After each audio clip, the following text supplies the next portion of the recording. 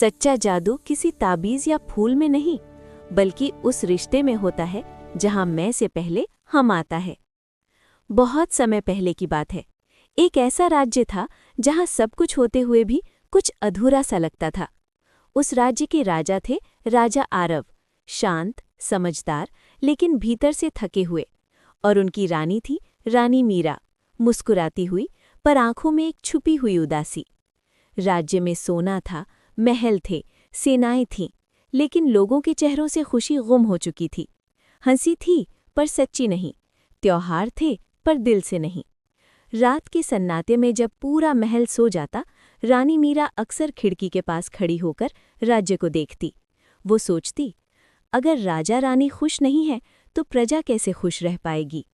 एक ऐसी ही रात जब चांद बहुत धीमी रोशनी दे रहा था, रानी की आंख लग गई और तभी सपना आया।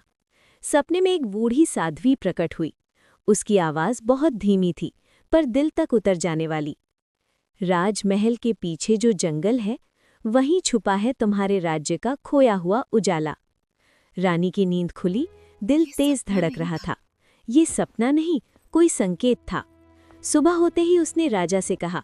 राजा ने बिना सवाल किए उसका हाथ थाम लिया, क्योंकि जहां विश्वास होता है वहां सवाल नहीं होते।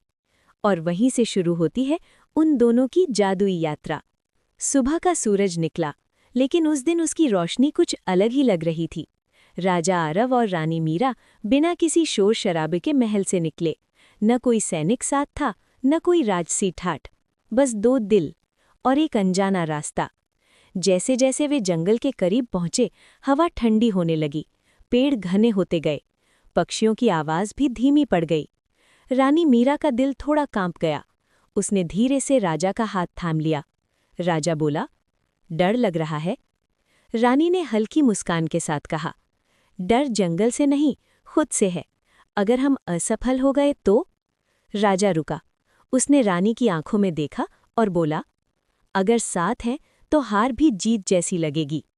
इतना कहते ही जंगल में हल्की सी रोशनी चमकी, जैसे किसी ने उनकी बात सुन ली हो। अचानक रास्ता दो हिस्सों में बट गया। एक रास्ता उजला था, दूसरा अंधेरा और डरावना। हवा में फिर वही फुसफुसाहट गूंजी। सही रास्ता आंखों से नहीं, दिल से चुना जाता है। राजा रानी ने एक दूसरे की ओर देखा। बिना बोले उन्होंने अंधेरे रास्ते की ओर कदम बढ़ा दिए, क्योंकि उन्हें पता था सच्चा उजाला अक्सर अंधेरे से होकर ही मिलता है। अंधेरे रास्ते पर कदम रखते ही जंगल जैसे सांस लेने लगा। पेड़ों की टहनियां आपस में टकराईं, हवा भारी हो गई और रास्ता धीरे धीरे धुंध में खोने लगा। रानी मीरा को लगा जैसे कोई उन्हें देख रहा हो। उसका हाथ अपने आप राजा की उंगलियों में कस गया। तभी जमीन से एक धीमी गहरी आवाज आई, जो यहां से आगे जाएगा उसे अपना सबसे बड़ा डर दिखाया जाएगा। अचानक धुंध के बीच से परछाइयां उभरने लगी। राजा आरव ने देखा, उसका राज्य वीरान पड़ा है, लोग उदास हैं और वो अकेला सिंहासन पर बैठा है। रानी मीरा ने देखा कि राजा उससे दूर जा रहा है और वो पुकारती रह जाती है, लेकिन आवाज नहीं निकलती। आंखों में आंसू आ गए। रानी ने कांपती आवाज में कहा, ये सच नहीं है, है ना? राजा ने अपनी आंखें बंद की, गहरी सांस ली, फिर बोला, डर सच जैसा दिखता है, लेकिन सच कभी डर नहीं देता। उसने रानी का हाथ और मजबूती से पकड़ लिया। जैसे ही दोनों ने एक दूसरे पर भरोसा चुना, परछाइयां टूटने लगीं। धुंध छंट गई और उनके सामने एक पत्थर उभरा, जिस पर खुदा था। पहली परीक्षा पूरी हुई। तुमने डर को नहीं, एक दूसरे को चुना। जंगल अचानक शांत हो गया और दूर कहीं से मंद रोशनी दिखाई देने लगी। धुंध पूरी तरह छंट गई थी। सामने एक खुली जगह थी जहां चांदनी सीधे जमीन को छू रही थी। उसी रोशनी के बीच एक बूढ़ी साध्वी बैठी थी। उसके चेहरे पर उम्र की लकीरें थीं, लेकिन आंखों में अजीब सी शांति। राजा और रानी उसके पास पहुंचे।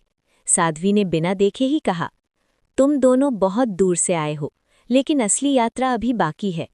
रानी मीरा ने कांपती आवाज में पूछा, माता, हमारे राज्य की खुशियां कहाँ खो गईं? साध्वी ने धीरे से आंखें खोलीं। उसकी नज़र दोनों के जुड़े हाथों पर पड़ी। वो मुस्कुराई। जब राजमहल में भी डर बस जाए तो पूरा राज्य उदास हो जाता है। राजा चौंक गया। उसने पहली बार महसूस किया, वो हमेशा मजबूत दिखने की कोशिश करता रहा, लेकिन अपने डर किसी से नहीं कह पाया। साध्वी आगे बोली, तुम जादुई कमल खोजने आए हो, लेकिन वो फूल नहीं है। रानी की आंखों में प्रश्न था, तो फिर वो क्या है? साध्वी ने जंगल की ओर इशारा किया। आगे एक आखिरी परीक्षा है, वहां तुम दोनों को एक दूसरे से अलग होना पड़ेगा। ये सुनते ही रानी का हाथ ढीला पड़ गया। राजा ने तुरंत थाम लिया। राजा बोला, अगर अलग होना पड़ा तो हम ये यात्रा यहीं खत्म कर देंगे। साध्वी की मुस्कान गहरी हो गई। यही देखना था मुझे। हवा तेज चलने लगी, जमीन चमकने लगी और जंगल का रास्ता दोनों को धीरे धीरे दो अलग दिशाओं में खींचने लगा। रानी की आवाज गूंजी, आरव, और अंधेरा छा गया। चारों ओर अंधेरा था। राजा आरव और रानी मीरा अब एक दूसरे को देख नहीं पा रहे थे। आवाज भी दूर होती जा रही थी। रानी मीरा अकेली खड़ी थी।